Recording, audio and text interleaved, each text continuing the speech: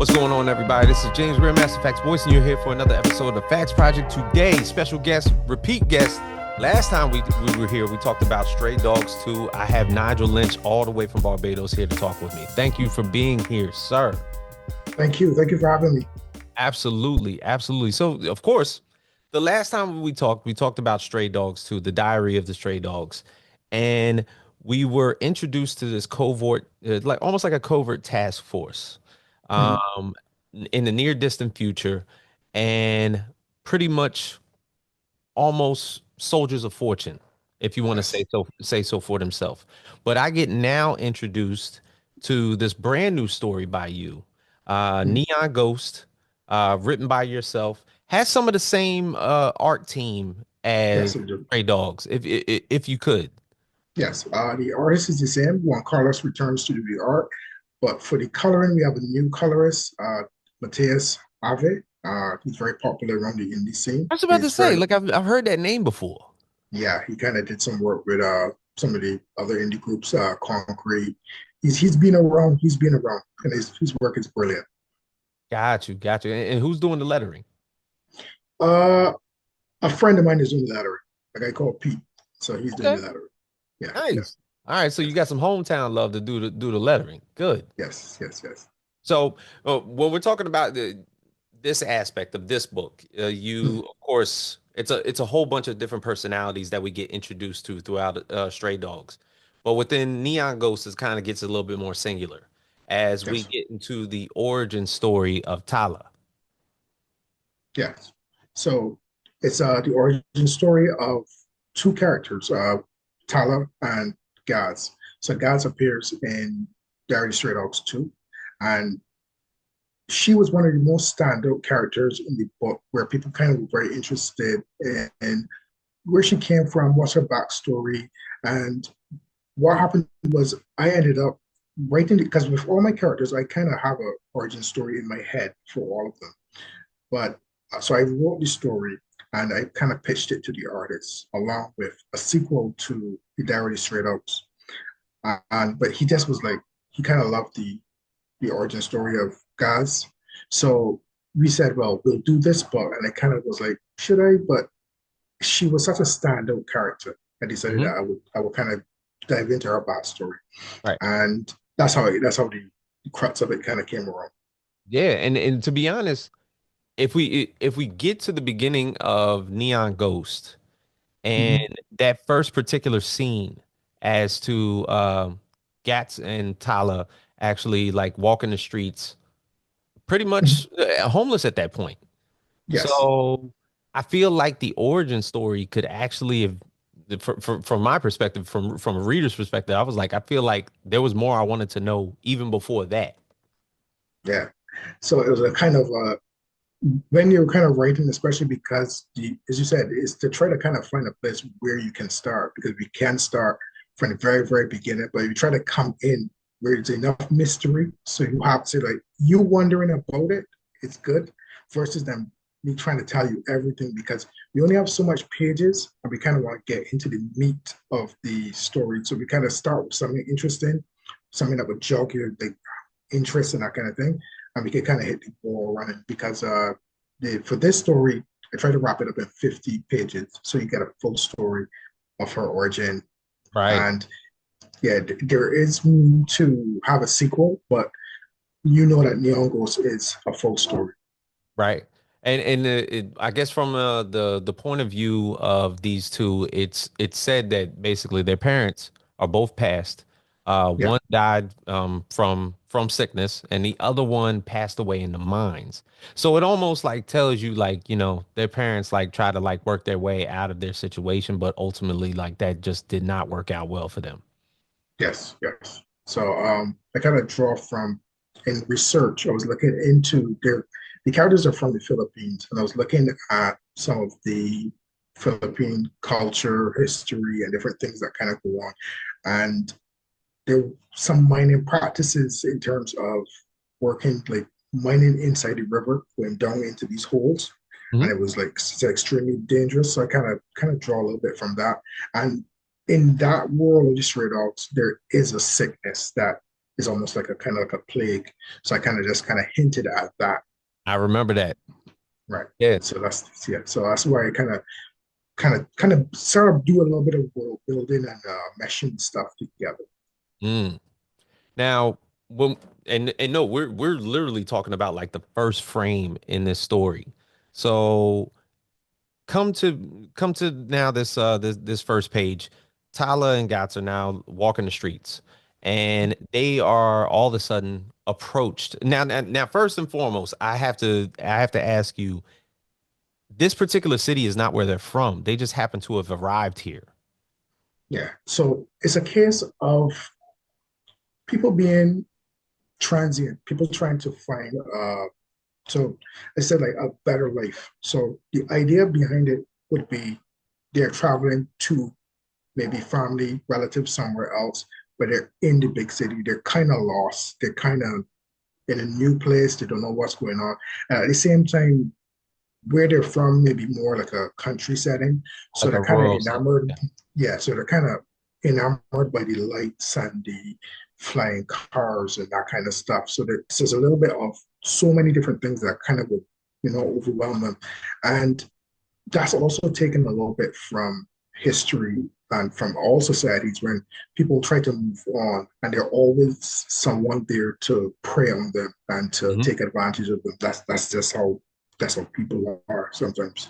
Right, because it's ultimately a tale of manipulation. Now, the elderly lady who pulls up with her driver, uh, what's her name? And let's describe her for a second. Right. So she's an elderly Asian. Her name is Madam Zhang.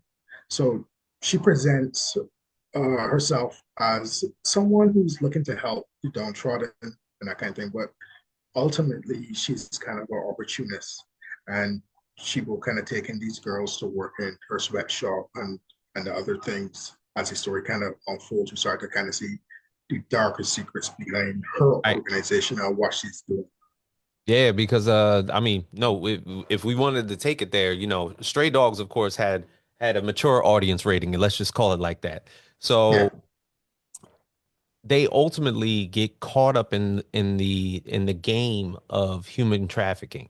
They were pretty much pawns in the fact that they were manipulated by this elderly lady, and gave them shelter, a little bit of comfort, and almost freed their worries for that little bit of time, Mhm. until ultimately in the next frame you come to find out that Tala's literally working in the sweatshop, and Goss, I guess time has now passed, correct? Yeah, yeah, yeah. So some time has passed. Gaz is working in the streets, and as I said, Talano is coming up on that kind of age to where she's saying to her head she knows she's gonna graduate from where she is now, and she's kind of being like she's always been defiant. So the way how the story at this stage is about one sister idolizing the other sister as her protector and drawing that strength from the sister that is not there, saying, well, you know, I want to be strong for you. I want to fight you. What are you doing? That kind of thing. So she's always been that rebellious person. And in the art, you kind of see it come out in terms of the way how the artist kind of really portrays her face. She always looks angry and defiant. And there's a lot of emotion put into some of those pages that is really well done for just a short space of time. You kind of feel the Yeah. oppression and the anger within her. Because you could tell, like, of course, within those scenes, I'm talking about it again. That first frame, you see the innocence of a child, and yet you start to see that wheels turn in a negative direction. To Yes, yes. where, like, later on in these pages, you come to find out that the frustration and the worry that she's had since losing her sister has now hit like a tipping point, Mhm. and ultimately, you know she's not even having it anymore. And this is before the portion that I've read thus far. Um, because, you know, God says, even though there's been this time apart, she ultimately like thinks, I think amongst herself, that like her sister may have thought that she forgot about her. Yes, yes, yes. So it is a case of that where the unknown, as in and then also being kind of fed lies from the madam. So you're kind of only she's only seeing she doesn't know what's happening on the outside, you know.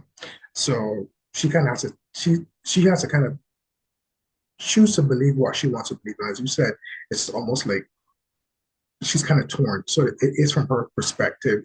You get to kind of see her thoughts, kind of see what she's going through, that kind of thing. Hmm. Yeah, Yeah. definitely. And it's funny because exactly the point where and I gotta say her name again, Madam Zhang. Madam Zhang. Zong. Yeah. When basically at the same opportunistic time where she's about to grab Tala and take her away and be like, you're now like almost moving forward. You're no longer going to be in the sweatshop. Now you're going to put the real work in where I make this is probably where I make my real money. Yeah. And Yeah. ultimately, this is where I guess the occurrence of sex trafficking and human trafficking start to take shape. Come in. But Yeah. at this moment, the whole place gets raided. Yeah. So that was so what I kind of what that was because the whole stories are all interconnected. Hmm. So the characters from that came in to rescue her are from another book I have called Critical Ops Task Force. Yes, So those are the I same, have. right? Right. So that's the same characters. That's Douglas, but it's Douglas when he was a little younger. So the way how the stories kind of weave in, you'll see characters kind of weave in from different timelines and different perspectives.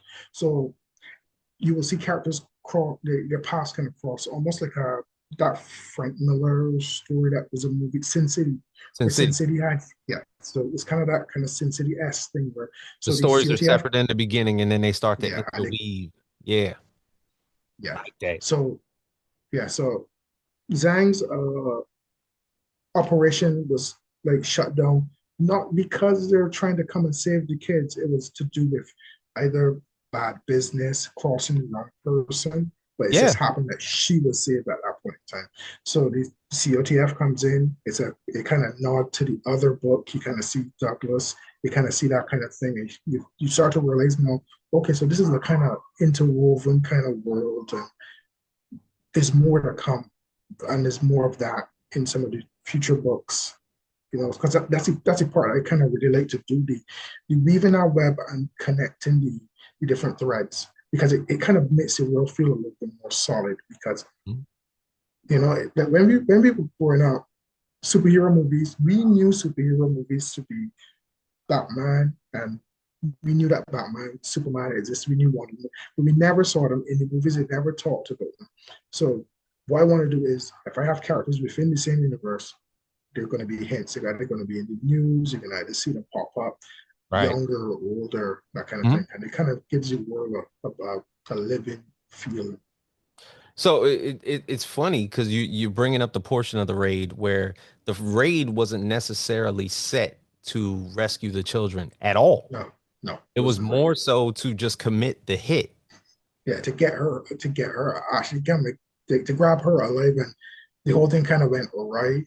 And because when it came to, I was kind of torn in terms of what I was going to do there into the way the story was in terms of like releasing the previews, but it's an important part to kind of show her growth where our protagonist did something, she made a conscious effort to free herself in terms of I didn't just want she was saved because she's the person who kind of pulls the trigger.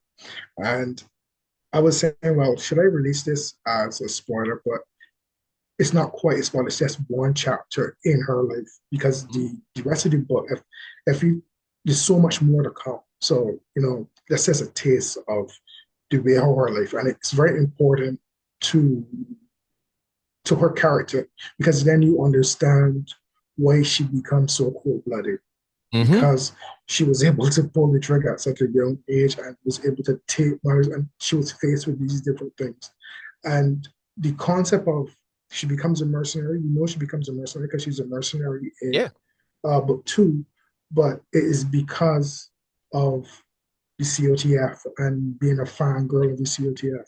So we talked about page one, you'll see that she has a teddy bear. And the teddy bear has the COTF Hmm. on the little, right. So she's always wrapped. So they're this group that's kind of idolized and people kind of fawn over them, but by no means they're heroes. They're not heroes. You know what I mean? Hmm. But it's a group that people kind of If I remember correctly, what the stuffed animal was called, like the Cuddle Commander or something like yeah that. yeah Captain's Commanders So yeah so it's funny, like there's this overall theme that you did throughout this book, and it was security. You yeah know, the safeness and security that probably Tala got from her stuffed animal, that she, of course, had with her sister. And then even in the raid, you know, of course, she inevitably and doesn't even without a second thought pulls the trigger on Madame Zhang in the middle of that raid as she's crawling, trying to crawl away. But all in all, she ends up, I'm not going to say it was like a source of inspiration. Yes, yeah, you know, she was saved in that moment, but she ends up becoming exactly what saved her. yeah yeah So that like that act of security overwhelmed itself again, showed face to her one more time, but almost in this now poignant act where she was about to move forward into something completely left, different she yeah ends up becoming the saviors who fell from the rooftops to not even save her, by the way. yeah but yeah so it's just like we in it it's the way how humans kind of work. Sometimes things happen in our life and it's either purely coincidental, pure luck. But Mhm. we as human beings have a knack for taking a lesson from something or taking something from an event that is not even about you and turning it into a life lesson or turning it to be about you. So Mhm. it's almost a little bit of that also, you know. Right. Now if I'm thinking about it, I missed 8 full pages because I got a sampler. So so I'm thinking that okay, so the finished product is probably like a good 22, 24 pages, correct? 50 pages. So this is a whole graphic novel. Damn, I only got like a third of the story. Yeah, yeah, yeah. No, yeah. So it's 50 pages. That's why I didn't mind carrying it to that level where it would kind of be a bit like a spoiler Mhm. because that's just a taste of what the book has. The Yeah. book, the book, you know, I just it, I, it's probably one of my best pieces so far. Absolutely. And From what I'm reading so far, yes. yeah, it feels like it's probably one of my best pieces. I believe as a creator, your last piece should always be your best because you keep improving and you should be learning from the mistakes or some of the shortfalls that you've done in the past. So that was something I kind of did with this book. And it was easier to write a book that was focused on one character after doing books that focus with multiple characters. You have to juggle so many different narratives, Yeah. deal with A lot so of many different personality. characters. Yeah. So to come to do one, it was a little easier because one we had to deal with one narrative and one focus. So it was refreshing. To, Mm. yeah, to be honest. So if I'm thinking about it now, after those 13 pages that I read, is there a particular time jump that happens like directly after that, or is that some pages down the line? Is she going to grow with that team and pretty much be There, nurtured in their ways so before there is a she even like yeah there is a time jump. Um, so I'll just kind of give a basic kind of synopsis. So there is a time jump, and we get to see Tala as a mercenary, but with a kind of a ragtag small time operation. And we get to see her do a mission. So that mission would be like a almost like a bottle episode if it was a TV show. So you kind of see this mission that's going on. But it's very important to her development because on that mission she meets someone who kind of reminds her of her sister. And that kind of sets certain things into motion, which goes down to the climax of the story. Mhm. Uh, So where we kind of see her making different choices, and some of the I like to reference things from the beginning. So some of the stuff that we saw in the raid is kind of thematically repeated. So we kind of start to say, oh, and it makes you realize. So for instance, she's constantly trying to chase and join the COTF. So that's her focus in life. That's one of her goals. And by Hmm. the end of the book, we kind of see if she decides to move away from that, does she change, that kind of thing. Mm, okay. And so if I'm looking at this chronologically, Mhm. it's Neon Ghost, Yes. then CRT, then Stray Dogs. No. So it would be the COTF book is the furthest down in the timeline. Okay, gotcha. Then Neon Ghost, then Wounded One, and then Wounded Two. That's Mm, it. Right. okay. Yeah. So So I why mhm. no, I wanted to ask, like, now, are you going to go the convenient route of putting this on Kickstarter like you've done in the past? Or is Yes. it going to like a direct market, sort of like I'm doing this strictly through the website? So you are doing Kickstarter. I am doing a Kickstarter. Kickstarter will be launching in February. Right now, we have the pre-launch page up, and you could kind of see there's more pages, there's covers, there's a little bit of the backstory there. So we're hoping to kind of get to like 100 followers, and then in February we'll launch the Kickstarter. Mm. Now, interesting enough, of course, I do remember from the last time that we talked that there was this collaboration in process. And Mhm. this collaboration, of course, was with Mr. Frederick Littles with Acre Yep. Comics. Now, Mhm. how did this all come together? Um, it came together because we're kind of in some of the same circles on Facebook, Okay. and as creators, sometimes we kind of look for feedback and advice from each other. So he was on Facebook in a group that we were in, and he asked, "Does anyone want to kind of check out my book Magnus?" And I said, "Yeah, I would love to read it. I'd love to give my feedback." So he kind of sent the artwork and he sent the script, and I kind of read it and I gave him my feedback, and he was kind of really happy with it, and he liked the feedback I gave, and we ended up getting into talking and stuff. And I told him that I kind of write, and I showed him what I had with Dirty Stray Dogs, and that's kind of where it all started. And he was like, I was saying, well, I'm looking for someone to help me kind of publish it, put it on Kickstarter, that kind of thing. And he was looking to actually bring on people. So I don't even really think I had to submit. I just kind of, he just loved the book. And that's how we started getting into partnership with each other. So Mm, the first book we did was the Critical Ops Task Force, COTF book. hmm. And since then, this new Uncles will be the second. And we got so much other things planned in the future.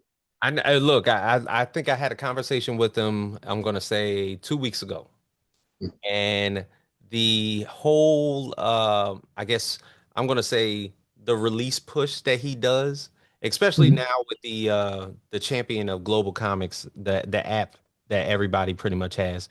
He has had the ability to start releasing these samplers, Yeah, uh rapid fire almost, into the app. So all of a sudden, like, you might get like almost like a mini issue of a particular comic, and there'll be a bunch of them that are pretty much out there, and so it gets people involved in the story process early before the full thing drops, which yeah, is kind of like what he did on me when he sent me your sampler. So yeah. he was like, here, I got this for you. And he sent it to me. And I was like, well, I've talked to Nigel in the past. Absolutely. I'm like, absolutely. I would love to talk to Nigel again. So as soon as he sent it to me, I was like, wow.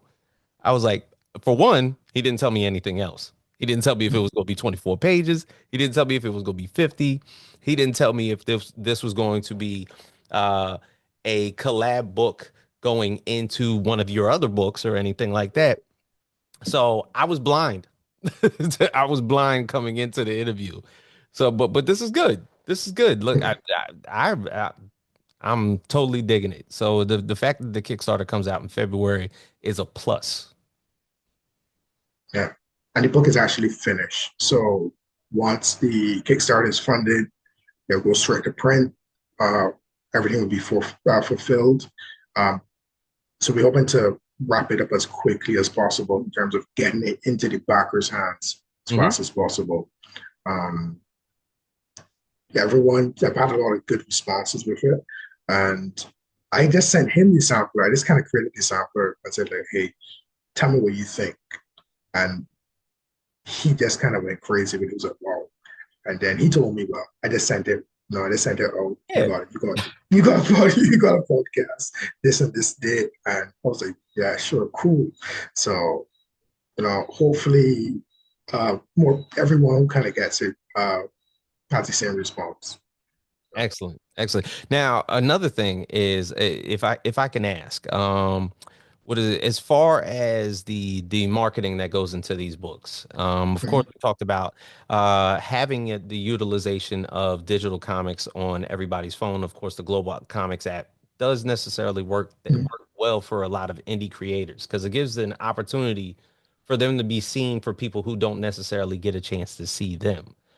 But as far as social media, now Mhm. there's been I know you and Frederick, of course, met in a Facebook group, Yeah. and there's other utilizations that you possibly use, whether it's been Instagram or anything like that. But now the new thing on the horizon is a lot of comic creators are now jumping over to Blue Sky, and I saw you Mhm. basically you're in it as well. Have you found that Yeah. any one thing works a lot better for you? Uh, mm, Honestly, I think it is a matter of trying to be as consistent as Mhm. possible with the posting, uh, trying to, when someone does comment, reply to the comments, try to have things to share. So the issue I kind of have sometimes with social media is life gets into the way and I don't get to post enough, or I will come up with an idea and I'm posting for a couple of days and then I'll fall off. But I think it's to try to be consistent. And I think Blue Sky is a great place to be now because it's kind of new. And a lot of it is who you can connect with. And if you have the right circles and stuff, that's a big push. The right person forwarding or sharing your piece can change the trajectory of your book, Hmm. No, you definitely. know? Yeah. Absolutely. So Now, as far as like the date set, I know you said February. When is the exact date that we're probably going to get Neon Ghost? I am thinking mid-February. I am not sure exactly, but I think mid-February. We give it a little bit more time to market. Right now, I'm at 60, well, 61 followers. Mhm. So we're looking to launch around 100. So, give it a week or two. I think we can get there. And we're looking at mid-February. Now, just probably send out a date. We just launch. Absolutely. And it's being released under the Acre imprint, correct? Yes, yes, it's being released on the website. All right. All right. So, well, Nigel, I appreciate you doing this with me once again. Thank you. Neon, Thank you. yeah, absolutely. Neon Ghost. Look, as far as because I have all three books, I would Mhm. suggest to anybody out there because I've read the two books that I have so far, whether it be CRTF and the Diary of the Stray Dogs, that in order to complete the intersectionality of all three of these books, you would more than likely have to get Neon Ghost as well because to be honest, it's a good fitting for all three books to be in coexistence. Yeah, yeah. Yeah, that's it. Absolutely, Yeah, so that book was the first book that I kind of get to cross over more characters. And going forward, I would try to do more of that to get that cohesion and get the world to kind of feel like it, you know, almost like a fan payoff kind of thing. So I'm happy that you enjoyed it and that you can see the world building and appreciate the storytelling. absolutely, man. So, sir, Thank you, I man. appreciate you once again. Thank you for always Thank you, joining me. man. Absolutely. Thank you. So for us here at the Facts Project, Nigel Lynch, Beyond Caribbean Publishing, as well as Wiseacre Yes, Comics. sir. And of course, for everybody here, my name is James Grandmaster Facts Boyce, Nigel Lynch. Go out there mid-February. we will be seeing Neon Ghost on Kickstarter. So go out there, make your pledges known, and get it in everybody's hands. And if you do get a chance, Diary of Stray Dogs 2, as well as Critical COTF. CRTF. So it's Critical I'm COTF. Yeah. COTF. Yes. Yes. I feel the need to get all three. So Yeah. thank you once again. Thank Of you, man. course, give my love to everybody on the island in Yeah, we'll do. Barbados. I'm sure it's lovely there. Look, it's 11 degrees here. I wish I was in your shoes. Yeah. But for everybody here at the Facts Project, we are out.